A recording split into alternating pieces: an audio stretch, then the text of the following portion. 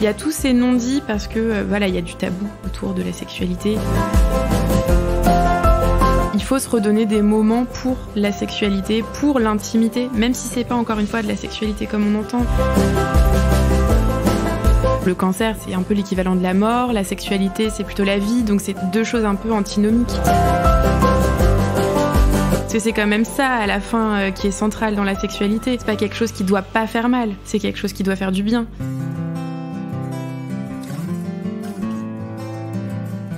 Nous naissons princesses et nous devenons guerrières. Fermez les yeux. Ça vous parle ?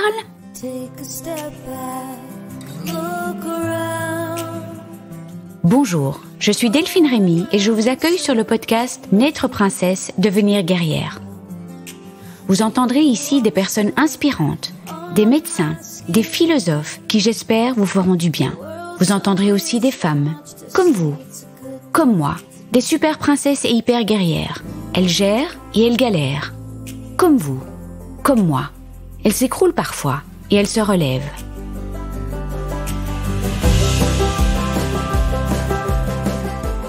Qu'est-ce que je suis contente d'être allée à Paris pour rencontrer Marion. Quand j'ai visualisé une interview de Céline Lazorte, la cofondatrice de l'application Résilience, et Dr Marion Opomerol, je me suis dit que ces deux femmes très engagées, je rêvais de les avoir sur le podcast. Eh bien voilà, vœu réalisé. Céline est passée dans l'épisode 19 et aujourd'hui je suis heureuse de vous présenter Marion. Marion est gynécologue médicale à l'Institut Gustave Roussy et elle a une consultation en santé sexuelle. Qu'est-ce que j'aime bien cette association de mots ? Santé sexuelle. Parce que ça fait partie intégrante de la santé. Parce que la santé, c'est un tout. Nous ne sommes pas retrouvés à Gustave Roussy, mais dans son adorable appartement. Qu'est-ce que j'ai aimé enregistrer ce podcast parce que je sais qu'il va aider de nombreuses femmes. Qu'est-ce que j'ai aimé aborder ces thèmes encore trop tabous. Qu'est-ce que j'ai aimé la façon dont elle déculpabilise avec douceur.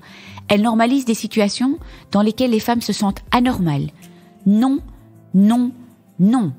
C'est normal de ne pas avoir envie d'avoir des rapports sexuels quand on vient d'apprendre son cancer. C'est normal de ne pas avoir envie en pleine chimio. C'est normal de ne pas avoir envie quand on sort à peine de ses traitements. Et c'est normal de ne pas encore avoir envie encore un bon bout de temps après tous les traitements. Dites, on en a bien des raisons de ne pas avoir envie de s'abandonner, de ne pas être capable de lâcher prise. Bonjour la charge mentale, les chirurgies, les chimios, les rayons, les troubles de l'image du corps, l'hormono et ses désagréments, la peur de la récidive. Alors aujourd'hui, on enlève la pression et on en parle parce que la communication est clé, aussi bien avec le médecin et au sein du couple. Et parfois, c'est juste magique. Ça ouvre la discussion et ça débloque beaucoup de choses. En revanche, il est important de dire que plus tôt on consulte, mieux c'est. Non seulement pour parler d'un blocage plus psychologique, mais aussi pour traiter une lésion physiologique. N'attendons pas qu'elle s'installe. Parlez-en, et j'espère du fond du cœur que ce podcast vous y aidera. Marion a un arsenal thérapeutique pour gérer les troubles sexuels liés au cancer. Nous parlerons un peu plus du cancer du sein dans ce podcast, mais nous aborderons aussi d'autres cancers gynéco et nous aborderons des thèmes qui concernent tous les cancers, et pas que les cancers d'ailleurs. Les troubles du désir, les troubles de l'image du corps, la sécheresse vaginale, la contracture périnéale et plus encore.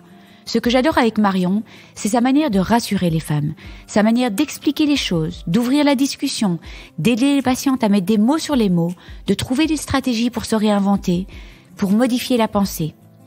C'est évident que pour la plupart, le cancer vient apporter quelque chose de négatif dans l'intimité, dans la sexualité.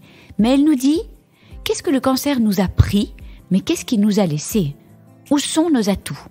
Avec plein de méthodes, une chouette manière de voir les choses, beaucoup d'explications sur ce qu'il se passe dans notre corps et dans notre tête, une prise en charge rassurante, j'ai l'impression qu'avec Marion, il n'y a plus de problème, il n'y a que des solutions. Dans le podcast avec Dr Putmans, nous avions parlé essentiellement des troubles physiologiques du SGUM, le syndrome génito-urinaire de la ménopause, avec un accent mis sur le laser vaginal Mona Lisa, qui fait partie intégrante de l'arsenal thérapeutique pour soigner les symptômes du SGUM. Aujourd'hui, nous allons passer en revue toutes les solutions pour gérer ces symptômes, comme les gels à base d'acide hyaluronique pour la sécheresse, qu'on qualifie souvent de sécheresse vaginale, mais bien souvent, elle n'est que vulvaire. Et c'est pas du tout la même chose, ni la même manière de la gérer. Franchement, j'ai appris plein de choses. Et honnêtement, je pense que l'erreur est souvent commise. Nous allons parler des topics estrogéniques aussi. Nous allons aussi parler de tous les aspects psychologiques, le désir, les troubles du désir, le couple, la situation du couple avant le cancer, l'image du corps, les craintes, les non-dits, la sexualité autrement, l'intimité autrement, la modification de la pensée, la communication, l'importance de consacrer du temps à l'intimité et plus encore. Merci à Marion pour toutes ces infos qui valent de l'or. Merci à Marion de m'avoir accueillie chez elle. Merci à Marion pour sa douceur et son côté déculpabilisant qui fait tant de bien et qui bien souvent enlève un sacré poids sur le cœur, ouvre la discussion et débloque pas mal de nœuds. Allez, zou, bonne écoute et je vous embrasse bien fort. Bonjour Marion. Bonjour. Merci Marion d'avoir accepté de témoigner pour le podcast Nette Princesse Devenir Guerrière. Alors merci, en plus je trouve ça super sympa de m'accueillir chez toi. Alors comme d'habitude, on va commencer par une petite présentation du contexte, ta situation personnelle, professionnelle, enfin tout ce que tu veux nous dire sur toi. Et puis on a plein de choses à discuter aujourd'hui, plein. Alors moi du coup je suis gynécologue médicale à l'Institut Gustave Roussy depuis 1 an. Où j'ai plusieurs activités. Je fais de la surveillance post-cancer du sein, du dépistage du cancer du sein et de la gynécologie avec une consultation dédiée à la santé sexuelle des femmes qui ont eu un cancer, peu importe la localisation. Alors, tu m'avais raconté une petite histoire de comment t'as atterri là, parce que ça, je trouve ça vraiment sympa. Tu savais peut-être pas, en fait, que t'allais devenir bientôt sexologue au début, en fait. Non, c'est assez récent. Enfin, ça fait un petit moment que ça me trotte dans la tête. Quand je suis passée en 2e semestre d'internat à Gustave Roussy dans le comité de pathologie de ma mère chez Suzette de la Loge, je me présentais comme l'interne de gynécologie. Je m'excusais un petit peu d'être là avec ces grands oncologues. Et en fait, les patientes finalement étaient assez contentes de me voir parce qu'elles me disaient justement docteur, j'ai plein de choses à vous dire. J'ai de la sécheresse gynécologique, j'ai des douleurs. Enfin, il y avait une vraie demande de ce côté-là où je me suis retrouvée pas mal en difficulté parce qu'en fait, on n'est pas formé à tout ça. Et donc, je me suis dit qu'il y avait vraiment quelque chose à faire et quelque chose à creuser. Et donc, j'ai décidé de faire ma thèse sur ce sujet. On a étudié la communication entre les femmes atteintes de cancer du sein et les soignants au sujet de la santé sexuelle. J'aime bien comment tu utilises en fait santé sexuelle. Ouais. Le terme santé sexuelle et pas... pas sexologie. Oui, pas sexologie, je trouve ça. Ça veut dire que ça fait vraiment partie de notre santé aussi, en fait. Complètement. C'est dans la définition. Ça fait partie à part entière de la santé. En fait, quelles étaient les plaintes essentielles de toutes ces femmes ? Je dirais que la première plainte, c'est quand même les soucis de sécheresse, des muqueuses, et donc vulvo-vaginale. C'est la principale plainte. Alors, c'était déjà des femmes qui étaient sous hormonothérapie Oui, la plupart du temps. Ok, la plupart du temps sous hormonothérapie. Alors, je te propose de faire peut-être parce que si je t'ai invité aujourd'hui, c'est parce qu'on va parler aussi de tous les aspects psychologiques, parce que c'est vrai qu'on a fait un podcast sur la physiologie, mais on va en reparler. J'aimerais vraiment que tu en reparles parce que toi, tu vois que des patients du cancer. Donc voilà, tu as plus d'expérience dans ce domaine-là. Donc, qu'est-ce que tu penses de séparer ce podcast en deux? En fait, tu m'expliques avec des exemples aussi de ce que les femmes te disaient, les plaintes, et qu'est-ce que tu proposes comme solution aux problèmes physiologiques. Et puis on va aborder tout l'aspect psychologique que tu connais très bien aussi en plus. Donc, je commence par les aspects physiques. Oui, exactement.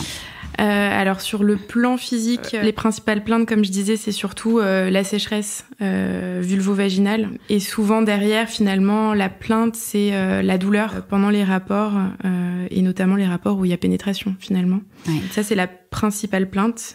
C'est des femmes qui ont ces douleurs-là à cause de la sécheresse, soit due à nos traitements comme l'hormonothérapie, soit même chez des femmes jeunes qui n'ont pas d'hormonothérapie mais qui ont eu de la chimiothérapie avec les ovaires qui soit ne récupèrent pas tout de suite. Et donc dans un premier temps, comme ils sont un peu sidérés, il y a plus les sécrétions hormonales habituelles, et donc on peut aussi avoir de la sécheresse chez des femmes qui n'ont pas d'hormonothérapie mais que la chimio a aussi impacté. Est-ce que tu peux en parler, parce qu'en fait on n'est pas du tout informé pendant la chimiothérapie que en fait la sécheresse est bien pire que pendant l'hormono, pendant la chimio, parce que les femmes ne sont pas au courant de ça. En fait, au moment de la chimiothérapie, il y a une action toxique qui est désiré pour détruire les cellules cancéreuses. Mais en fait, ça détruit aussi les bonnes cellules et notamment les cellules ovariennes. En attaquant les ovaires, ça fait qu'il n'y a plus la sécrétion hormonale derrière d'œstrogène, de progestérone. Et donc, du coup, comme il n'y a plus cette sécrétion, surtout œstrogénique, il y a éventuellement une carence derrière avec tous les signes de ménopause qu'on connaît chez la femme plus âgée. Oui, en bien violent en plus. En plus violent, parce que finalement, les ovaires, en fait, reçoivent ça d'un coup. Quand la ménopause, ça s'installe sur plusieurs mois, voire années. Là, c'est quelque chose qui se fait en quelques jours. Donc, c'est des symptômes d'autant plus gênants qui surviennent chez des femmes pas ménopausées. Et donc, c'est parfois très jeunes. Et en plus, de manière très brutale. Quoi. De toute façon, on n'a pas vraiment la tête à une sexualité épanouie pendant la chimio. Mais je trouve que c'est vraiment important de rappeler, enfin, pas de rappeler, de dire qu'il y a réellement ce problème de sécheresse vaginale pendant la chimio. Alors après, donc les plaintes physiologiques et ce que tu proposes à toutes ces femmes, et je sais pas si tu as aussi des exemples de comment elles en parlent. En fait, le but du podcast aussi, c'est permettre aux femmes d'en parler à leur médecin, de pas avoir peur. Il y a pas de tabou, et donc voilà. Il y a plein de solutions, et la première chose déjà, c'est que souvent, donc pour les femmes qui sont en couple, il faut pas oublier que ça se fait à deux. On est une équipe dans un couple, et donc déjà la première des choses, c'est la communication avec leur partenaire, parce que là on a dit que voilà, c'était peut-être pas la priorité, les rapports pendant la chimio ou en début de traitement, parce qu'on a vraiment la tête dans le guidon, on est dans les traitements, on veut survivre, c'est la priorité. Mais finalement, il y a quand même de l'intimité qui se joue à ces moments-là. C'est peut-être pas forcément la même sexualité qu'avant. C'est pas forcément des rapports comme on l'entend nous, avec la pénétration, toutes ces choses-là, mais finalement il y a quand même besoin de moments d'intimité, même si c'est se tenir la main devant un film ou si c'est s'embrasser. Il y a ce truc de complicité, en tout cas quand on est en couple. Par le toucher, donc c'est déjà. Bien sûr, c'est hyper important. Et moi, c'est une des premières choses que je dis à mes patientes, je temporise le fait qu'elles aient moins envie, c'est normal. En fait, quand on est fatigué, qu'on a des nausées à cause de la chimio, il y a des tas de raisons de pas avoir envie. Déjà, dans la vie de tous les jours, on n'a pas toujours envie. Si on a passé une mauvaise journée, si c'est pas bien passé au travail, si on s'est disputé avec quelqu'un, en fait, juste, on n'a pas envie. Donc là, c'est légitimer le fait que on n'ait pas envie, parce que finalement, c'est normal et c'est pas grave et ça reviendra. C'est la première des choses que je fais finalement quand on me parle, en tout cas, parce que là, je parle beaucoup de l'envie, du désir, de la libido. C'est la première des choses que je fais. Je temporise un petit peu. Oui, et déculpabiliser. Alors, dans le cadre d'une consultation, tu conseilles de venir avec son partenaire ou sa partenaire?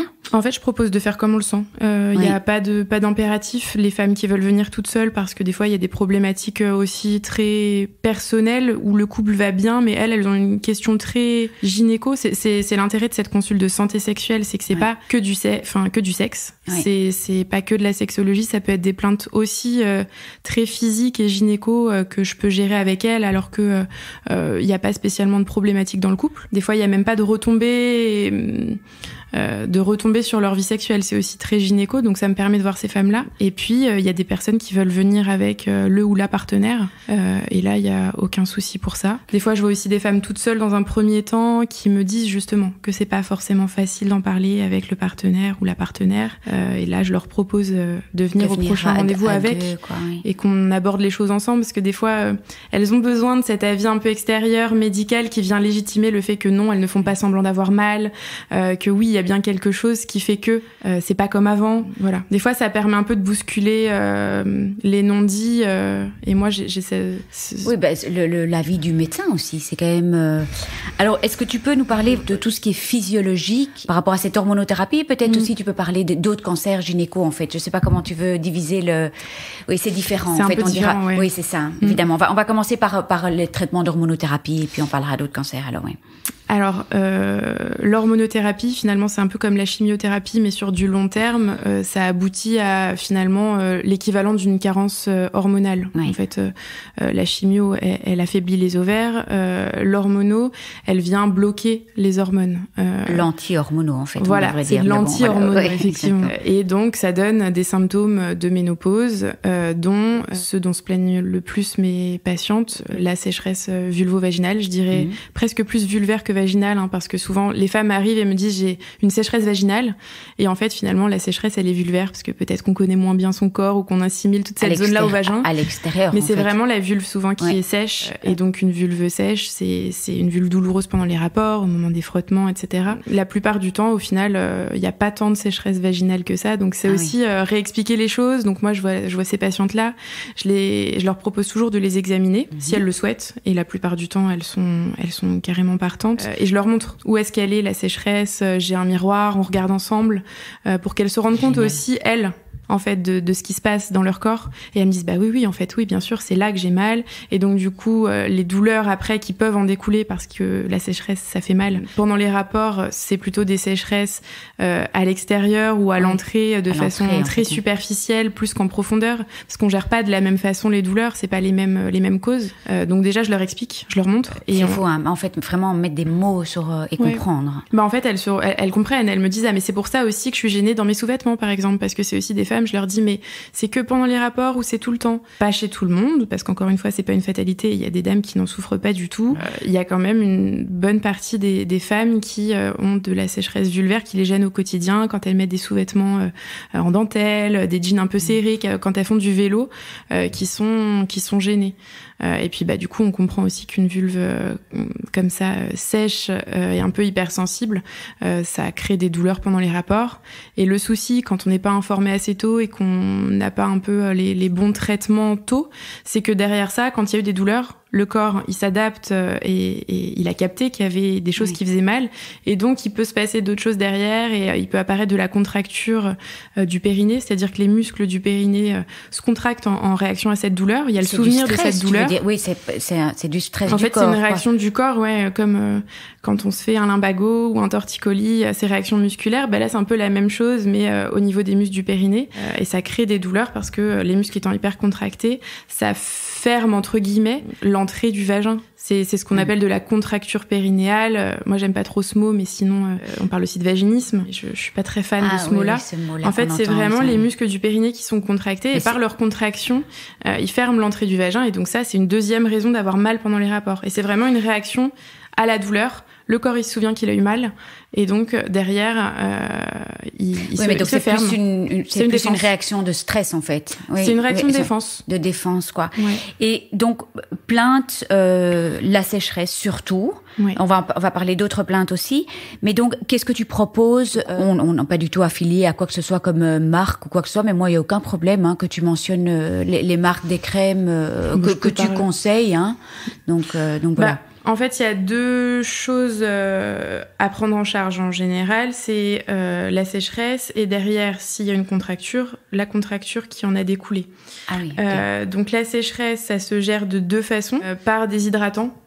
Et les hydratants, la plupart du temps, alors si on part sur le cancer du sein, on préfère éviter les hormones, même en local. Même s'il y a pas mal d'études qui commencent à dire que les œstrogènes locaux, c'est ok, on peut y aller. C'est une solution, mais plutôt de deuxième ligne. En premier, on va préférer les hydratants non hormonaux, qui sont souvent... Au moins essayés en première ligne, oui, exactement. Qui sont souvent à base d'acide hyaluronique. Il y en a certains à base de polycarbophiles aussi, mais ceux à base d'acide hyaluronique, c'est les plus répandus.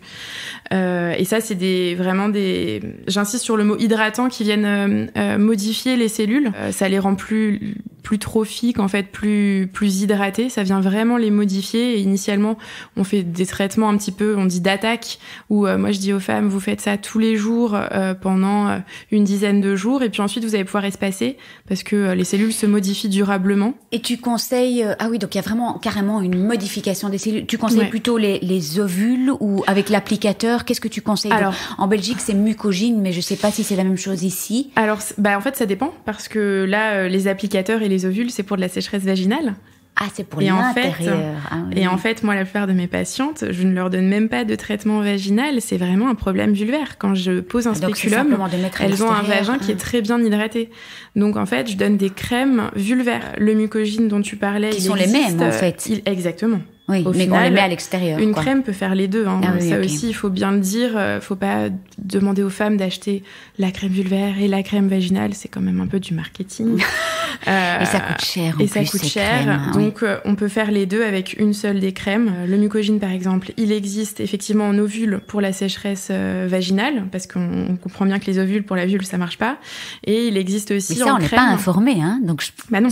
Moi, j'ai des patients qui arrivent et qui me disent non, mais docteur, mais là, ça marche pas les traitements, et en fait je les examine, c'est une sécheresse vulvaire et elles mettent des ovules. Donc je leur dis bah oui, vous hydratez votre vagin, mais la sécheresse est vulvaire. Donc voilà, donc c'est des traitements la plupart du temps en crème ou en gel vulvaire.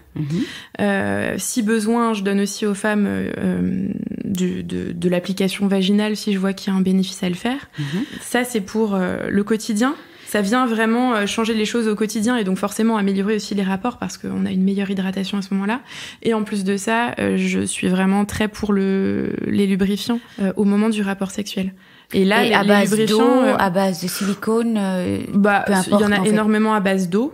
Donc c'est vrai que je travaille beaucoup avec à base d'eau. Là où il faut faire attention, c'est les lubrifiants plutôt avec des corps gras. Le souci, c'est quand il y a l'utilisation de préservatifs parce que certains, ça les rend poreux en fait. Donc c'est plus ça le souci. Mais finalement, pour des femmes qui sont en couple depuis longtemps ou qui utilisent plus tout ça, qu'elles utilisent le lubrifiant qui leur convient finalement. Mais alors, on est bien d'accord qu'en fait, ces crèmes à base d'acide, ça va soigner. Donc c'est pas juste pour c'est pas juste momentané, quoi. Évidemment, le lubrifiant est momentané, mais là, ça va vraiment changer les cellules et soigner et renourrir. C'est finalement comme l'acide qu'il y a dans le visage, quoi. C'est comme les fillers. Oui, c'est ça, où ça améliore la texture. En fait, c'est ce que j'explique aux femmes. Je leur dis, voilà, au long cours, pour de la vraie modification sur le long cours, il y a les hydratants. Et en plus de ça, pour le rapport sexuel, en ponctuel, il y a le lubrifiant qui, lui, pour le coup, a une action simplement mécanique. Ça glisse, ça dure 5, 10, 15 minutes. Éventuellement, il faut en remettre. Ça fait juste glisser, ça ne modifie pas les cellules, mais ça rend le rapport plus sympa. Et ça fait que il y a pas les frottements qui peuvent éventuellement venir créer des douleurs. Créer des douleurs. Alors tu parlais de la contracture, ça, tu soignes ça autrement ou en fait finalement s'il y a plus de sécheresse, tout s'arrange.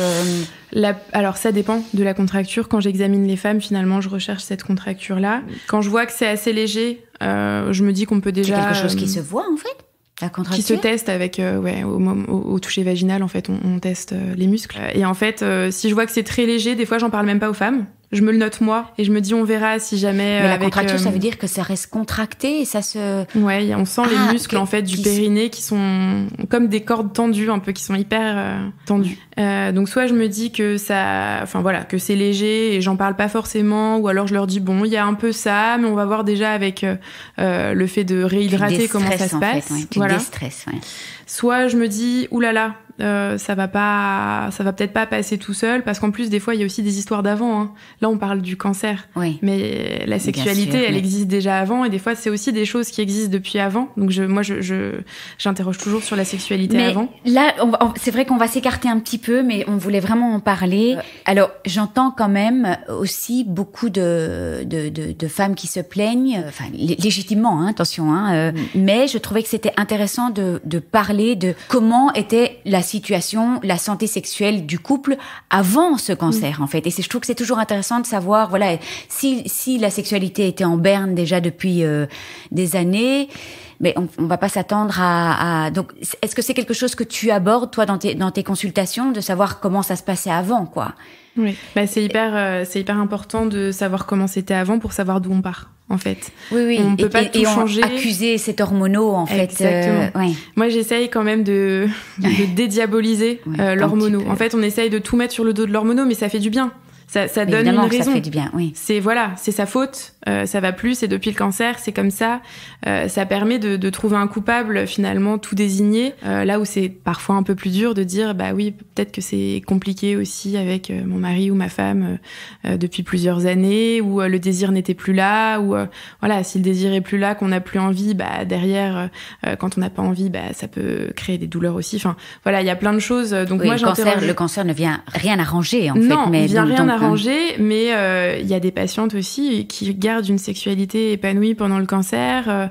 C'est pas une fatalité tous ces troubles-là. Donc encore une fois, la sexualité c'est plein de choses, l'intimité c'est plein de choses, et donc c'est vrai que le cancer vient apporter la plupart du temps quand même quelque chose de négatif. Ça fait peur, on a peur pour sa vie, tout le statut dans le couple est remis en question. Enfin, il y a des tas de choses qui se modifient, mais il y a pas que ça.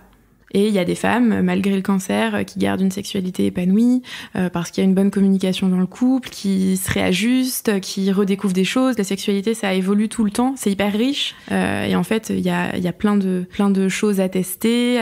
Mais oui, et une sexualité peut-être différente aussi, parce que finalement, on parle toujours de cette pénétration, mais il y a tellement moyen d'avoir, comme tu disais, une intimité autrement. Bien sûr. Est-ce que c'est quelque chose dont tu discutes aussi éventuellement avec le couple? Bon, c'est vrai qu'on saute d'un sujet à un autre, mais c'est pas très grave. On n'avait pas fini de parler de la contracture du périnée. Oui, voilà. Continuons. De la kiné. Continuons, vas-y. Justement, pour la kiné, pour la contracture du périnée, quand je vois que c'est quelque chose d'assez important, je donne de la kiné de relaxation du périnée. Ah, et ça se passe comment en fait? En fait, c'est des séances avec des kinés formés à ça. Oui. Donc j'adresse, je donne pelvien, quoi. En fait, voilà, c'est de la kiné pelvienne, un peu dans le même principe que la rééducation du postpartum. Oui. Bah là, ça va être de la kiné pour apprendre à se relaxer. Il y a une partie qui se fait par du toucher.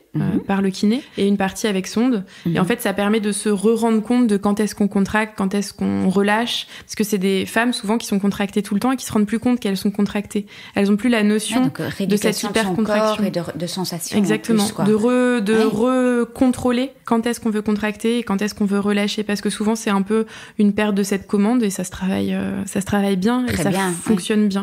Alors, autre plainte aussi, donc sécheresse, douleur. Qu'est-ce qu'il y a d'autre aussi? Sur le plan physique, je dirais que c'est les deux principales choses. Problème urinaire. Ça arrive, ça va avec la sécheresse gynéco finalement, parce que c'est le même environnement, et c'est le même épithélium quasiment entre l'épithélium urinaire et vulvo-vaginal. Donc finalement, moi, quand je propose à mes patientes des traitements locaux, je leur dis de pas hésiter à vraiment en mettre bien sur la vulve, et notamment au niveau de l'urètre. Parce que alors du coup, ça rentre au niveau de en fait, ça vient l'urètre. aussi modifier ces cellules-là.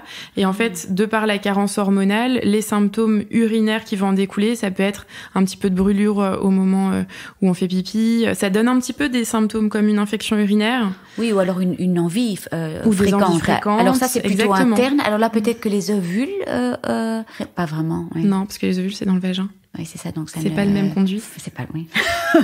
Un petit cours de gynéco ici, mais parce que finalement cette vessie a besoin aussi d'œstrogène en fait. Exactement. Donc c'est vraiment toute la même zone. Alors on va passer à quoi maintenant en fait? Le versant peut-être un peu plus psychologique. Le versant un petit peu plus psychologique. Ah oui, et on va pas oublier de parler beaucoup des troubles de l'image du corps aussi, en fait. Hein, mais tu avais dit que tu voulais parler de ça aussi, donc voilà. Je te laisse commencer où tu veux. Non, en fait, c'est ça. C'est si on devait parler des principales plaintes psychologiques, ça serait la baisse de désir et les troubles de l'image du corps. Ouais. La plupart du temps, c'est pas pour ça que les femmes me sont adressées. Elles sont souvent adressées pour une plainte très mécanique, la sécheresse, les douleurs. C'est souvent la première plainte, en fait, la raison pour laquelle elles viennent ou pas? Plainte dite, mais dans les plaintes cachées, parce qu'après, moi, du coup, derrière, je pose des questions. J'essaye d'aborder un peu tous ces autres sujets. Et c'est vrai qu'il y a la plainte mécanique en premier, ensuite les troubles du désir en second, et l'image du corps, c'est pas pour ça qu'on me les adresse, mais finalement, quand on creuse et qu'on discute, il y a souvent, et notamment vraiment dans le cancer du sein, plus que, en tout cas pour l'instant, les femmes que je vois dans les autres cancers et les cancers gynéco, il y a un vrai impact sur l'image corporelle. Et très sincèrement, Peu importe l'âge, que ce soit les patientes que je vois qui ont 30 ans ou celles qui en ont 60 ou 70, il y a eu un impact sur leur image corporelle. Voilà, entre la chirurgie qui peut avoir laissé des asymétries, des cicatrices, les variations de poids dû au traitement qu'il y a eu, la chimio, l'hormono. Oui, et réellement, cette mutilation aussi qui peut être vécue comme mutilation de la féminité, quoi. Donc, c'est vraiment tout ce travail-là de ce qu'on appelle féminité, de ce que dans la société actuelle, de ce qui fait la féminité. Donc, les cheveux qu'on perd pendant la chimio, la poitrine qui est censée être symétrique, et qui, là, est souvent asymétrique après nos traitements. Il y a toutes ces choses, la silhouette qui se modifie au fur et à mesure des traitements aussi. Et c'est tous ces symboles de la féminité comme on l'entend nous dans notre société, qui sont un petit peu chamboulés par nos traitements. Et en fait, les femmes me disent mais je j'arrive pas à redevenir celle d'avant. Je ne me reconnais plus. Je me reconnais plus. Je suis plus la femme d'avant. Et du coup, c'est un vrai travail à faire sur ça et sur un espèce de deuil de cette image d'avant. Oui, d'accord, avant c'était comme ça, effectivement. J'entends, qu'est-ce que le cancer vous a pris, mais qu'est-ce qu'il vous a laissé? Ils sont où vos atouts? Comment on peut les faire ressortir? Qu'est-ce que vous aimez chez vous? C'est un vrai travail pour modifier un petit peu le sens de la pensée où on est toujours focalisé sur ses défauts. Et où sur ce qu'on a perdu. Sur ce qu'on a perdu et qu'on va pas forcément retrouver. Mais voilà, il y a un vrai travail, un travail de prise de recul sur, je leur dis, mais il faut vous voir dans votre globalité aussi. Voilà, il faut dézoomer un peu et arrêter de focaliser sur ces petites choses parce que vous avez, vous avez aussi plein d'atouts. Et là, tu travailles avec ces femmes, pour nommer ce qu'elles aiment encore chez elles ou. Disons que j'amorce ce travail, mais je travaille pas toute seule. C'est un vrai, on n'en a pas encore parlé, mais moi, dans une consultation, j'ai des consultations déjà assez longues. J'ai beaucoup de chance. J'ai des consultations de 45 minutes, juste sur ce sujet-là, ce qui est quand même hyper précieux quand on est souvent pressée à l'hôpital et pourtant je peux quand même pas tout aborder, j'examine les femmes donc finalement je m'entoure aussi beaucoup d'autres professionnels. Exactement. Je travaille avec des psychologues, je travaille à Gustave Roussy, on a aussi une socio-esthéticienne qui travaille beaucoup sur l'image du corps, sur comment un petit peu se mettre en valeur, ce qu'on aime chez soi, comment je travaille vraiment hyper entourée, les kinés pour la relaxation du périnée, la sophro pour le lâcher prise, toucher aussi en fait complètement les massages des seins donc oui déjà c'est un travail d'équipe, c'est un vrai travail d'équipe, mais oui parce que c'est tellement d'aspects en même temps quoi, le toucher, la kiné, le psy mais j'ai l'impression que tu amorces tout ça en fait. Moi, je suis un peu un carrefour. Après, j'essaye de les adresser. Il y a des choses que moi, je peux prendre en charge directement et toute la partie très gynéco. J'ai des solutions assez rapides et pratiques. Mais des fois, ça demande de partir aussi. Des fois, il y a du travail à faire autre, parfois dans les couples, pour travailler la communication. Alors moi, je propose de rencontrer le ou la partenaire. Mais c'est vrai que des fois aussi, comment c'était dans votre couple avant? Est-ce qu'il y a une communication efficace? Est-ce qu'ils arrivent à se parler? Est-ce que, parce que les non-dits, ça crée aussi plein de choses. Quand on se dit pas les choses, chacun a peur, se crée ses explications de pourquoi l'autre n'a plus de désir. Peut-être que je lui plais moins, peut-être qu'il est plus amoureux, peut-être que... Et puis, alors que de l'autre côté, il y a des douleurs, ou de l'autre côté, il y a des peurs de faire mal. Enfin, il y a tous ces non-dits parce que, il y a du tabou autour de la sexualité, en dehors du cancer aussi. Et au sein du couple, dans une situation de cancer, plein de non-dits en fait. Beaucoup de non-dits. Et je dirais que c'est central et vraiment, très souvent, c'est un point qui accroche un petit peu la communication, alors que c'est vraiment, encore une fois, une affaire d'équipe et que si on explique aux partenaires pourquoi il y a ces douleurs, qu'il faut y aller doucement. Des fois, moi, j'explique aussi quand la pénétration est douloureuse, peut-être qu'on peut aussi un peu la mettre de côté parce qu'il n'y a pas que ça dans la sexualité. On peut avoir une sexualité épanouie aussi sans pénétration et le temps qu'on gère ces douleurs, que ce soit à cause de la sécheresse ou de la contracture, le temps qu'on mette en place les traitements, la kiné, je leur dis, c'est hyper important de garder de la complicité, de l'intimité, faites tout ce que vous voulez, mais peut-être essayer d'éviter la pénétration parce qu'il y a ces douleurs, que du coup, une femme qui se dit qu'elle a des douleurs pendant la pénétration, pendant le reste, pendant les caresses, pendant tout ça, elle n'est pas forcément à ce qu'elle fait parce qu'elle se dit, oulala, bientôt ça va découler sur la pénétration et je vais avoir mal. Donc en fait, elle n'est pas dans l'instant présent. Donc en plus, derrière ça, il n'y a pas le plaisir qu'il devrait y avoir, parce que c'est quand même hyper important. On vient me voir parce que on a des douleurs. Des fois, il y a des femmes qui me disent « Non, ça va mieux, j'ai moins de douleurs. » Je leur dis « D'accord, vous avez moins de douleurs, mais est-ce que vous prenez du plaisir ?» Parce que c'est quand même ça, à la fin, qui est central dans la sexualité. C'est pas quelque chose qui doit pas faire mal, c'est quelque chose qui doit faire du bien. Donc, il y a toutes ces choses à remettre aussi... légitimer le fait qu'elles ont le droit de reprendre du plaisir, que des fois, il faut en passer par le fait de, laisser la pénétration un peu de côté. Mais ça, j'espère que elles feront écouter ce podcast, en fait, aux partenaires, parce qu'il y a moyen d'avoir une sexualité tout à fait épanouie sans pénétration. Donc, et il n'y a pas de culpabilité. Est-ce que carrément tu es explicite? Est-ce que tu donnes des idées aux gens? Ou est-ce que tu en parle ouvertement, quoi? Oui, c'est important. Si on n'en parle pas là, c'est une consultation faite pour ça. Mais exactement. On n'est pas dérangé, on est en tête à tête. Moi, par exemple, j'ai pas par exemple, d'aide-soignante ou ce genre de choses. On est vraiment la femme et moi, ou alors éventuellement le couple et moi. Oui, donc c'est très intime, quoi. Donc on peut parler de tout ça. Oui. J'essaye de mettre les mots adaptés sans froisser les gens. Il y a des gens pour qui certains mots peuvent être plus compliqués à entendre que d'autres. Oui. Donc je m'adapte un petit peu, je vois un petit peu comment ça se passe et quels mots je peux utiliser. Mais j'essaye de mettre des mots, c'est important d'enlever ces tabous même sur les mots. Des fois, le mot vagin, je vois la patiente se tendre en face. Mais oui, mais vous avez un vagin, vous avez un pied, vous avez des orteils, vous avez une vulve et un vagin. C'est important aussi de remettre des mots, de parler de sexualité de façon plus ouverte, de parler... Je suis sûre que... J'imagine qu'il y a des gens qui arrivent tout tendus et puis qui repartent tout détendus de la consultation puisqu'ils ont mis des mots sur les mots.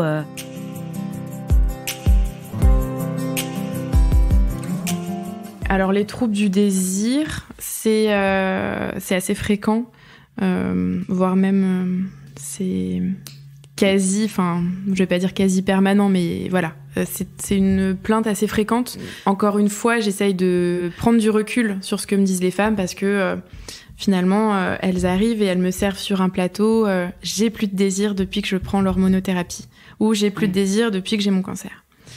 Et donc ça, c'est tout un travail de D'accord. Mais je te coupe, je suis désolée, mais en fait, c'est assez logique que quand on s'est pris 3 tonnes dans la figure, qu'on a eu peur de mourir, peut-être pas pour tout le monde, mais qu'on a été mutilé, qu'on est passé par des opérations, qu'on est épuisé, qu'on a eu cette chimio, c'est assez logique de ne plus avoir de désir. On est préoccupé par d'autres choses, mais comme dans toute épreuve de la vie, finalement. Je veux dire, un deuil, un burn-out. Voilà. Donc, c'est vraiment, le but est de déculpabiliser. C'est le contraire serait même pas tout à fait, c'est normal, on va dire. C'est normal. Oui. C'est normal. Ça évolue au fur et à mesure qu'on avance dans la prise en charge, dans les traitements. C'est vrai qu'au début, il y a cette sidération, il y a la peur. Le cancer, c'est un peu l'équivalent de la mort. La sexualité, c'est plutôt la vie. Donc, c'est 2 choses un peu antinomiques. Et en fait, ces problèmes de désir, ils évoluent au fur et à mesure des traitements. C'est vrai qu'au tout début, on n'a pas envie de tout ça. Voilà, on a peur pour sa vie, on est dans les traitements. Voilà, il faut survivre, c'est la première des choses. Encore une fois, il y a toute une modification qui s'installe aussi dans la vie perso, à la maison. Si on est en couple, avec le ou la partenaire, dans sa position dans la famille, au travail, il y a toutes ces choses-là quand même qui viennent changer initialement. Et puis, plus on prend... je vais pas dire du recul, mais plus on avance dans les traitements, plus on s'éloigne du diagnostic, et plus ça revient quelque chose d'important, parce que la sexualité, l'intimité, en fait, plus je dirais, avant tout, parce que vraiment, on parlait tout à l'heure de se tenir la main, de passer des moments complices, etc. Ça redevient quelque chose d'important. Encore une fois, je dirais même que ces aspects-là, parfois, sont aussi importants dès le début. Pendant la chimio, il y a des femmes, le soir, c'est bon de pouvoir se retrouver dans les bras de la personne avec qui on est. C'est du soutien aussi. Alors, c'est juste que ça change au fur et à mesure des traitements et qu'ensuite, on retrouve une intimité comme on pouvait entendre, comme on pouvait avoir avant les traitements. Mais voilà, je leur dis que c'est normal.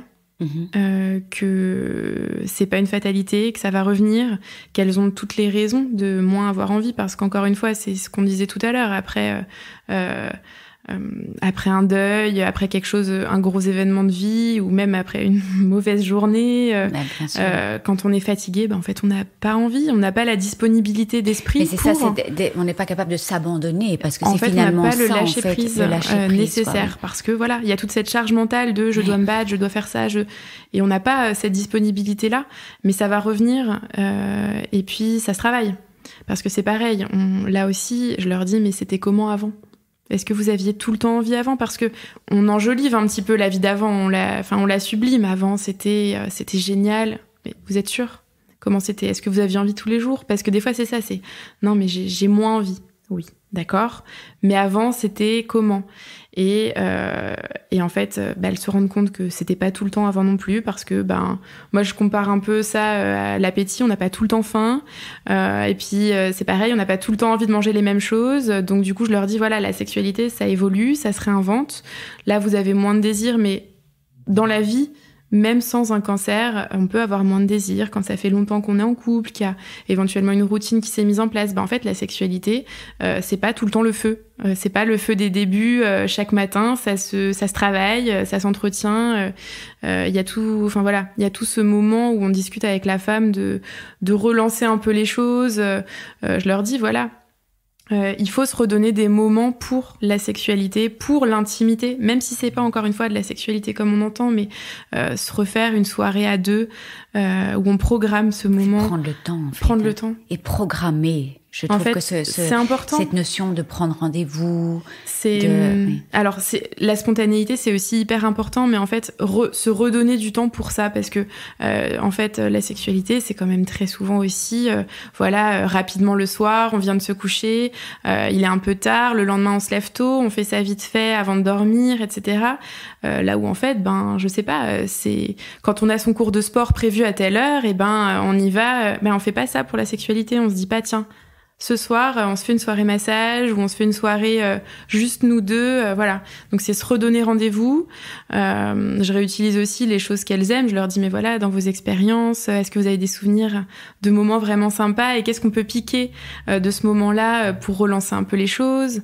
Et en fait, des fois, il y a des femmes qui disent mais parce qu'il y a aussi ça, on n'en parle pas beaucoup, mais il y a des femmes pour qui il y a une bonne communication dans le couple et qui se sont complètement aussi réinventées, qui ont trouvé d'autres choses, qui se sont redécouverts. On va à la recherche de d'autres zones érogènes. Par exemple, quand il y a eu la chirurgie des seins, la plupart du temps, il y a des troubles de la sensibilité au niveau du sein opéré, et ça se récupère en général pas. Or, c'est une zone érogène, donc il y a des femmes qui me disent mais moi j'ai perdu cette zone-là, mais j'en ai trouvé d'autres. En fait, c'est aussi se redécouvrir, comme des ados qui découvrent la sexualité. En fait, il y a moyen de redécouvrir des choses parce que ça évolue tout le temps. Il y a des choses qu'on aimait plus jeune et qu'on aime plus maintenant, qu'on aime maintenant et qu'on n'aimait pas avant. Voilà, c'est repartir à la recherche de ce qu'on aime. Je leur dis vraiment faites vos ados, quoi. Alors, moi, je vais faire un petit peu l'avocat du diable, mais comment est-ce que tu aides c'est pas l'avocat du diable, mais en fait, mais comment tu fais avec une femme qui est vraiment, qui n'a vraiment plus du tout envie, qui est... en fait, quand je t'entends comme ça, c'est vrai que j'imagine qu'il y a tous des poids qui se lèvent, les choses sont nommées... la femme doit vraiment se détendre en entendant, en mettant des mots sur les mots, mais vraiment quand il y a des personnes qui ont plus du tout envie, qui sont complètement enfermées à ça, j'imagine que venir peut-être avec son partenaire, parce qu'en fait, je dis plein de choses en même temps et après tu rebondiras là-dessus, mais dans mon groupe de soutien, j'entends souvent des femmes qui ont plus du tout envie, mais j'entends aussi souvent il y a des hommes qui sont pas du tout compréhensifs. Parfois, la situation est loin, quoi.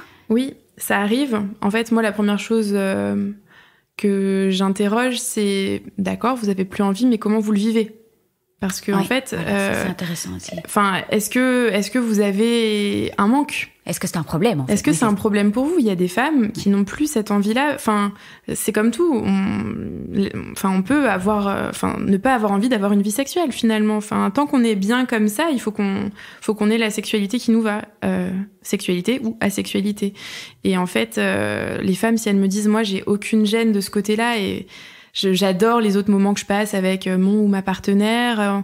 On a plein d'intérêts en commun, on fait des tas de choses. Je suis hyper heureuse comme ça. Je n'ai aucun manque de ce côté-là. On se tient la main, on a quand même des moments complices, on est proches, on est hyper... Enfin, voilà. Oui, donc si c'est pas un problème pour le couple, voilà, il y a pas de... Si c'est pas un problème pour le couple, n'allons pas créer des problèmes où il y en a pas. Quand il y a la femme qui ne ressent pas de soucis de ce côté-là, mais que le ou la partenaire a, pour le coup, des envies, c'est déjà plus compliqué. Ouais. C'est plus compliqué parce que là, on va chercher... des espèces de compromis entre ce que la femme veut et ce que le partenaire veut. Alors là, je propose de les recevoir ensemble aussi. Et puis tout le travail, évidemment, avec les autres. C'est ça. Toute l'équipe pluridisciplinaire pour essayer de trouver une solution. C'est pas la même, c'est pas le même, enfin, c'est plus compliqué. C'est sûr, une femme qui n'a plus cette envie-là, mais qui a peur de perdre son ou sa partenaire à cause de ça, c'est pas le même travail. Oui. Donc ça va être essayer de retrouver des choses qui lui plaisaient quand même à travers ça, de discuter aussi avec le ou la compagne des attentes aussi. Enfin là, ça va plus être un travail à faire à deux. Et à ce moment-là, j'hésite pas à travailler avec les psychologues, etc. Pour pas sortir de ma compétence, quoi. Oui, mais je trouve que c'est important que tu parles aussi voilà, il y a des couples qui sont tout à fait bien aussi, avec une vie sexuelle en berne, ou avec d'autres choses, ou voilà, donc pour déculpabiliser en fait les gens qui nous écoutent aussi. Alors Marion, j'ai une petite question pour toi. Est-ce qu'il y a maintenant d'un point de vue physiologique, en fait, s'il y a plus de vie sexuelle, plus de pénétration, on va dire, est-ce qu'il y a une atrophie qui peut s'installer ? Je dirais que donc l'atrophie, elle va résulter du fait qu'il y ait la carence hormonale. Donc une femme qui a cette carence, qui n'a pas de rapport sexuel, mais qui utilise des traitements locaux, elle va entretenir finalement la trophicité, c'est-à-dire la souplesse des tissus, l'hydratation des tissus, même sans avoir de rapport sexuel avec pénétration. Donc là, tu conseilles en fait d'utiliser quand même ces crèmes pour entretenir. Bien sûr. Et finalement, c'est comme quand on hydrate sa peau, quoi, tout simplement. Exactement. La peau du visage. Exactement. Donc c'est un entretien, prendre soin de son vagin, mais c'est vraiment. Ouais, de son vagin, de sa vulve. Enfin, c'est vraiment. Moi, j'explique un peu aux femmes, j'ai cette... je leur dis, la vulve, c'est une muqueuse. Fragile, très fragile, qui normalement est lubrifiée en continu. Il y a un film protecteur et avec nos traitements, il peut y avoir la perte de ce film protecteur. Or, toutes les autres muqueuses, la bouche, les yeux, tout ça c'est fermé. On peut fermer la bouche, on peut réhydrater, on ferme ses yeux. Les muqueuses à l'intérieur du corps, elles sont protégées. Là, la vulve, en fait, elle est toujours en contact avec l'extérieur et donc elle est tout le temps un peu agressée. Donc, c'est un vrai travail au quotidien de recréer ce film. Et notamment par les traitements au long cours. Et donc ça permet vraiment de garder une bonne santé vulvaire et vaginale quand il y a aussi de la sécheresse vaginale. Après, bien sûr, quand on est en couple et qu'il y a possibilité d'avoir des rapports sexuels avec pénétration, c'est un petit plus aussi. Ça permet aussi de garder de la souplesse des tissus. C'est pas grave si on n'a plus ces rapports avec pénétration, si on est célibataire et qu'il n'y a pas tout ça, il faut voilà, hydrater régulièrement et en général ça se passe très bien. Ça se passe bien. Oui. Est-ce que tu peux nous parler de ces gels en fait des crèmes hormonales? Je sais que tu as dit que voilà, c'est assez controversé. Je sais qu'il y a des hôpitaux qui sont plus en Belgique aussi. Il y a des hôpitaux qui sont contre, des hôpitaux. J'imagine que c'est aussi du cas par cas. La santé mentale aussi des femmes, si vraiment ça aide énormément. Est-ce que tu peux en parler? Bon, de toute façon, ce podcast, c'est pas pour dire prenez ça ou prenez pas ça. C'est juste, oui, c'est ça, c'est informer. En fait, pour refaire rapidement un petit point, finalement, en premier, on va proposer des traitements non hormonaux, locaux non hormonaux. C'est ces hydratants dont on parlait tout à l'heure. Et quand ça fonctionne pas, en deuxième intention, on va proposer les traitements locaux hormonaux, même chez les femmes qui ont des cancers hormonodépendants. Leur utilisation, elle va dépendre des centres, c'est ce que tu viens de dire. Dans les recommandations, on peut les utiliser en deuxième intention après un cancer du sein. Simplement, ça va être une discussion à avoir avec l'oncologue et la patiente. Si vraiment on n'arrive pas à gérer les choses avec du non hormonal, on peut tenter de l'hormonal. Là, c'est des choses à base d'œstrogènes et de dérivés. Il y a un très très faible passage systémique en fait dans la circulation générale. C'est ça qui fait qu'on peut les utiliser. Et c'est vrai que c'est très efficace. Par l'effet de l'hormonothérapie aussi? Non, parce que c'est très local. Oui, c'est très local. Donc ça a l'action juste qu'il faut, où il faut, avec un moindre passage dans le sang. Alors moi j'ai l'impression qu'il y a de nouveau une mauvaise information avec ces crèmes, parce qu'en fait on les met dans le vagin, mais si la sécheresse est au niveau vulvaire, il faut les mettre à l'extérieur. Ouais, mais elles existent en vulvaire aussi. Ah. Il y a des crèmes, il y a des ovules et des crèmes. Les ovules, on comprend bien que c'est que pour le vagin. Non, c'est d'autres traitements que ceux dont on a parlé tout à l'heure, avec des hormones. Oui, mais en fait, finalement, une qu'on peut mettre dans le vagin, on peut le mettre à l'extérieur aussi, de nouveau. Oui. Alors, en Belgique, on a le Blicel, mais je sais pas si en France... Nous, ici, on utilise aussi beaucoup tout ce qui est colpotrophine. Enfin, on a d'autres traitements comme ça, un peu... Mais c'est bien de savoir que ça existe, que c'est une conversation à avoir avec le gynécologue, la gynécologue ou l'oncologue, ou les deux. Que c'est remboursé. Ça, c'est remboursé, Parce que c'est vrai que le souci, c'est que ces traitements non hormonaux qu'on met en premier ne sont pas remboursés et que c'est vrai que ça coûte cher. Donc je dis à mes patientes, voilà, soit ça vous le commandez sur internet, soit vous allez dans les grosses parapharmacies pour les payer moins cher. J'essaye de donner aussi un petit peu des échantillons, donc je me suis mis en contact avec pas mal de labos pour que les femmes puissent essayer les choses avant de les acheter. C'est bien de pouvoir tester et de se dire ça nous convient avant. Et en fait, en deuxième intention, on peut utiliser les traitements hormonaux qui, eux, pour le coup, sont remboursés. Et est-ce que, par exemple, un traitement hormonal, c'est quelque chose que tu conseilles sur le long terme, ou peut-être ça peut résoudre le problème à court terme, ça peut résoudre le problème, mais on n'en a plus besoin? C'est ce qu'on essaye de faire en fait. Le traitement hormonal, quand on doit passer par là parce que le reste fonctionne pas, on le met quelques mois et on réévalue. En fait, est-ce qu'on arrive à passer un cap? On va parler de cap. Est-ce qu'on arrive à passer un petit peu un moment comme ça où vraiment on n'arrivait pas à gérer différemment? Si ça fonctionne bien, on peut laisser ça quelques mois, voire plus. On réévalue régulièrement l'indication à le continuer. Oui, tout à fait. Mais là, depuis tout à l'heure, tout ce qu'on discute là, c'est pour les cancers hormonodépendants. Mais c'est vrai que les autres cancers, parce que là on est beaucoup sur le cancer du sein, tout ça, mais les cancers gynéco, il y en a beaucoup qui n'ont pas de contre-indication à l'utilisation des hormones, que ce soit par voie générale, c'est-à-dire les traitements hormonaux substitutifs qu'on peut prendre par la bouche, par des patchs, etc., qui fonctionnent aussi très bien, ou au niveau local aussi, où là il n'y a pas de contre-indication non plus à utiliser des hormones locales, que ce soit au niveau vulvaire ou vaginal.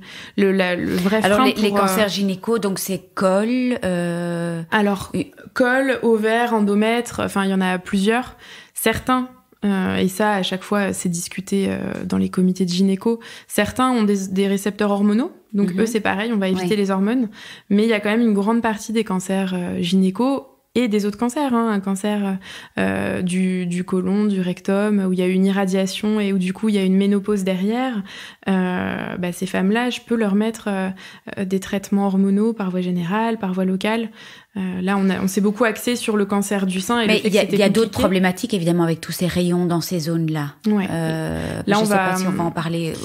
Tu peux, comme ça, on n'oublie personne dans ce podcast, mais j'imagine qu'on va pas aller en détail de toutes les complications qu'il y a. Je dirais que pour ces traitements-là, notamment les cancers gynéco ou du tube digestif bas, il y a une irradiation pelvienne, en fait. Donc, de la radiothérapie. Parfois, il y a aussi ce qu'on appelle de la curithérapie, c'est encore autre chose, mais en fait, il va y avoir du coup un impact vraiment local, gynéco, direct. Oui. Là où nous, par exemple, dans le cancer du sein, l'hormonothérapie, c'est des effets secondaires un petit peu indirects. Oui. Là, il y a une irradiation de ces zones-là. Donc finalement, il peut en découler des modifications des tissus, le vagin qui est irradié derrière, il peut y avoir des accolements, ce qu'on appelle nous des synéchies. Finalement, c'est des petits endroits où la muqueuse, elle s'est accolée et où ensuite elle se redécolle pas. Donc ça crée des petits ponts, ça peut créer des douleurs pendant les rapports. Ça peut entraîner aussi des modifications durables des cellules et de la fibrose, donc des tissus qui sont plus durs. Et donc là, c'est vrai que ça va pas être la même prise en charge pour ces patientes-là. On va beaucoup travailler sur le fait de réassouplir leurs tissus. Alors du coup, souvent, on a le droit d'utiliser les hormones, donc j'utilise beaucoup d'hormones locales. Ce qui vont vachement aider. Exactement. Et dilatateurs vaginaux aussi. Ça peut arriver qu'on les utilise. Là, il y en a plein de sortes différentes. On leur apprend à les utiliser. La plupart du temps, moi, je leur prescris avec de la kiné pour qu'elles l'utilisent pas seules. Parce que c'est dur, en fait, d'utiliser ces dispositifs toute seule. C'est vraiment pas... C'est pas facile, hein, vraiment. Donc, je le fais souvent avec des kinés. C'est en plus des zones, souvent, qui ont été... le sein, c'est différent. C'est quand même à distance. Là, c'est des zones qui ont été examinées par les médecins aussi. Donc, les femmes me disent, mais c'est plus une partie de moi, quoi. Enfin, tout le monde l'a vu. Alors, se réapproprier cette zone, etc., c'est pas forcément évident. Donc, je les fais beaucoup travailler avec les kinés. Je leur montre. Les kinés femmes, j'imagine que ça doit être... Ça peut être les deux. Il y a pas... C'est un peu à la préférence des patients. Mais quoi, donc en fait, on leur apprend à utiliser ces dilatateurs, ou c'est par sonde ou Non, c'est avec des dilatateurs pour le coup. Il y en a des souples et des rigides. Moi, je travaille pas mal avec des souples. En fait, c'est pour permettre de maintenir le diamètre vaginal parce qu'en fait, c'est surtout au début qui se modifie. C'est beaucoup plus facile de faire de la prévention et de maintenir ce diamètre plutôt que de voir les femmes 2-3 ans après quand les tissus se sont rigidifiés avec un diamètre qui a diminué et où là, ça devient beaucoup plus compliqué. Donc le but, c'est d'arriver tôt. D'arriver très tôt. Mais en fait, avec tous ces symptômes, toujours d'arriver très tôt, j'imagine. Et les boules de geisha aussi, ça c'est la même idée ou... C'est plus pour les boules de geisha, c'est plus pour travailler le tonus musculaire. Ça va être un peu comme quand on fait de la rééducation du périnée. Et puis voilà, là on parle des dilatateurs vaginaux, mais dès que les patientes elles le veulent, le souhaitent, s'en sentent capables, etc., c'est une reprise de l'activité sexuelle normale. C'est quand même encore mieux que de devoir aller utiliser des dilatateurs vaginaux. C'est quand même très médical comme démarche. Alors que la sexualité, un peu confiance au début. Et moi je leur montre aux femmes quand je les examine, quand j'utilise les spéculums par exemple, je leur montre que ça rentre, je leur montre la taille, j'essaye de le retirer ouvert pour leur montrer qu'il y a un diamètre important qui peut quand même... Donc, leur dire, voilà, si ça passe, pendant la pénétration, ça peut aussi bien se passer. Hyper rassurante, quoi. C'est le but. Souvent, elles ressortent... toutes rassurantes. Bah oui. Oui, et elles ont besoin de ça, en fait. Hein. Bah oui. Elles arrivent déjà hyper stressées en se demandant si c'est normal, donc le but, c'est quand même de dire oui, c'est normal, il y a des solutions... Parfois, il y a des choses qu'on peut pas... je suis pas magicienne. Des fois, il y a aussi, faut le dire, ça arrive que je vois des patientes trop tard ou qu'il y a eu des réactions plus importantes sur le plan physique que chez d'autres et où, du coup, on peut pas récupérer, on peut pas tout récupérer et donc il va falloir adapter aussi. Et c'est là tout l'intérêt aussi d'avoir cette consulte de santé sexuelle et de faire un peu de sexologie un peu plus approfondie derrière. C'est s'adapter à ce nouveau corps, au changement, redécouvrir de nouvelles choses. Quoi, exactement. Oui. Qu'est-ce que tu penses de ce laser, Mona Lisa ? Ça fait partie de nos outils. C'est quelque chose qu'on propose quand les traitements locaux, non hormonaux et ou hormonaux n'ont pas fonctionné. Ça a l'air prometteur. Il y a pas mal d'études en cours, donc pour l'instant c'est difficile de savoir exactement ce qu'il en est dans le cadre du cancer. Ça fonctionne pas à 100% non plus, de toute façon. Ça dépend des femmes. Il y a des femmes qui sont ravies. Voilà, on est encore sur des évaluations à ce niveau-là. Nous, on en a à Gustave-Roussy et c'est vrai que c'est assez prometteur. Ah, il y en a à Gustave-Roussy ? Ouais, on en a un. Donc on fait des études dessus. Tout est... il y a des études en cours à Gustave-Roussy. Ouais, ça c'est bien. On veut évaluer justement son intérêt. Et puis on parle de laser vaginal, mais c'est aussi du laser vulvaire. En fait, il y a une pièce à main. Il y a aussi en fait, c'est des pièces à main, et donc certaines ont une morphologie pour faire du laser vaginal et d'autres pour faire du laser vulvaire. Donc, sur la même machine alors? Ouais, en fait. Simplement, on change les pièces pour faire les soins. Bah voilà, mais ça, j'apprends quelque chose. Mais voilà, c'est un outil, c'est hyper encourageant et c'est bon de l'avoir dans notre arsenal thérapeutique. Mais c'est pas magique. Souvent, donc en général, c'est 3 séances. Nous, par exemple, à Gustave Roussy, c'est 3 séances espacées d'1 mois. Et ensuite, éventuellement, on fait des séances d'entretien 1 an après, s'il y a besoin. Et c'est possible qu'il y ait plus que 3 séances aussi? En général, on fait 3 séances. Ça suffit pour... Ouais, sur 3 mois. Donc, mais c'est bien. Donc, mais en fait, à Gustave aussi, ils l'ont acheté, j'imagine, aussi pour faire toutes des études et voir un petit peu... Exactement. Et puis pour faire en sorte que ce soit pris en charge. Pris en charge, parce que c'est un vrai coût. En ville, c'est hyper cher. Oui. Mais voilà, c'est pas magique. Souvent, les femmes, elles ont besoin à côté de garder des hydratants non hormonaux en plus. En plus, oui. Donc voilà, c'est bien. C'est prometteur, mais il faut qu'on... Mais c'est-à-dire que c'est formidable, c'est encore un outil en fait, de se dire qu'il y a plein de solutions pour le physiologique, il y a évidemment toutes les solutions dont tu as parlé pour tous les aspects psychologiques. Mais c'est bon à entendre pour les femmes en fait, parce que souvent elles arrivent là en se disant que c'est une fatalité et que leur vie intime est... Que c'est foutu. Oui. Et en fait, je leur dis, mais non, il y a plein de solutions pour un peu tout, et si ça marche pas, il y aura ça, même dans tous les traitements locaux qu'on a, il y en a plein. On va trouver votre rythme. C'est de la cuisine. Hein. Je fais jamais la même chose avec 2 patientes. Voilà. Oui. Donc on va trouver. Il y a des solutions physiques, il y a des solutions aussi plus dans le psycho et le relationnel. Elles sortent de là un peu, c'est vrai, un peu plus légères. Elles arrivent du coup, souvent elles reviennent, elles me disent, bah du coup, comme je suis venue vous voir, j'ai dit à mon conjoint ou ma conjointe que j'avais eu ce rendez-vous-là, et en fait ça a ouvert un peu les choses. Oui, j'ai eu une consultation de santé sexuelle, et donc l'autre se dit, ah bon, mais pourquoi, ou de quoi vous avez parlé, et ça ouvre la discussion un peu sur le versant médical. Encore une fois, ça leur donne cet appui derrière pour ouvrir la discussion avec l'autre. Enfin voilà, souvent déjà après un rendez-vous, ça débloque. Ça débloque. Oui. Elles disent en fait le fait d'en avoir parlé, de se dire que c'est normal, que ça arrive, voilà. Là où ça faisait des mois qu'on se disait mais je suis pas normale. Enfin, voilà. Comme quoi, communication avec le médecin, communication avec le partenaire ou la partenaire. Alors, ça fait, je pense, déjà 1 heure qu'on est en train de parler. C'était passionnant. Quels sont tes rêves et comment est-ce que tu aimerais bien clôturer ce podcast? Alors, mes rêves, j'en ai plein. Non, sur le plan professionnel, c'est vrai qu'il y a énormément de choses à faire, donc j'ai plein d'idées. Après, il faut aboutir les projets. Là, on travaille beaucoup avec une de mes patientes sur la rédaction d'un livret pour accompagner les femmes qui ont eu un cancer gynéco, qui ont eu de la radiothérapie pelvienne, de la curithérapie, voilà, pour les accompagner au fur et à mesure des étapes. C'est de créer du support pour accompagner les femmes au plus tôt et pour dire que c'est normal. En fait, quand quelque chose nous arrive et qu'on sait que ça peut arriver, pas que ça va arriver, parce qu'encore une fois, là on parle de tout ça depuis tout à l'heure, mais il y a des femmes qui n'auront pas de problème d'intimité. Donc voilà, c'est juste pour que si ça arrive, on sache que c'est normal, que ça peut arriver. Prendre les choses à temps, quoi. Exactement, que c'est pas une fatalité, qu'il y a des solutions. Ça permet de consulter plus tôt avant qu'il y ait éventuellement des lésions plus difficiles à prendre en charge qui s'installent. C'est comme tout, plus on arrive tôt, mieux c'est. Donc ouais, ce que j'aimerais, c'est qu'on développe des choses pour accompagner les patientes au plus tôt. Et qu'il y ait pas mal de support sur tout ça. Oui, et lever les tabous, hein. Lever les tabous. Oui, mais ça bouge, hein. Ça bouge, et merci fort, les réseaux sociaux, et merci toutes ces choses-là, parce que ça lève un peu certains tabous.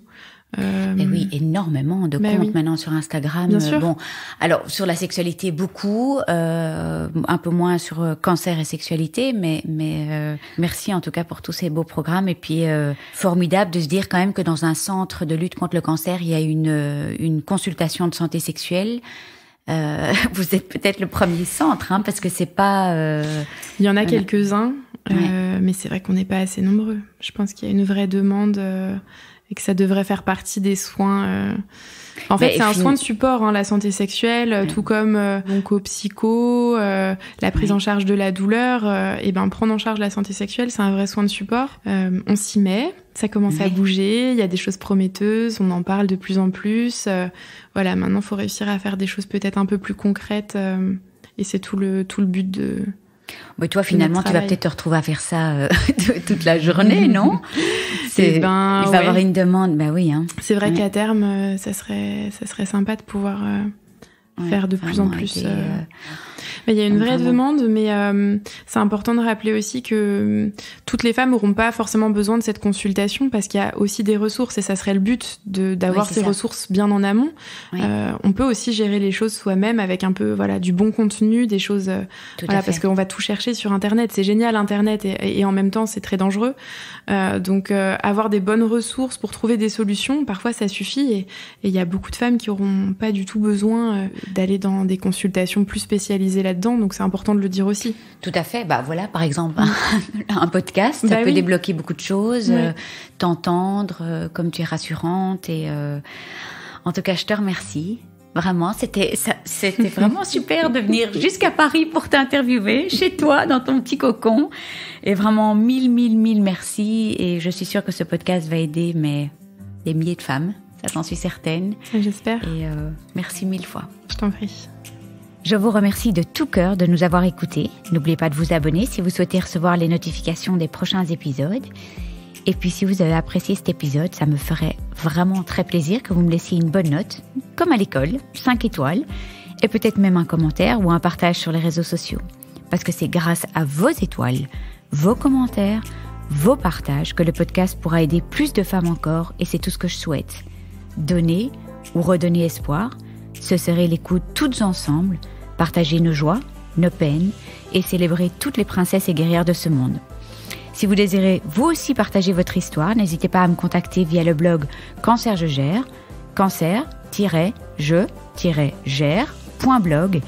Il y a des instructions pour le partage de témoignages. Et puis je vous embrasse tous et toutes très très fort. Prenez soin de vous et on se retrouve la semaine prochaine. Gros bisous.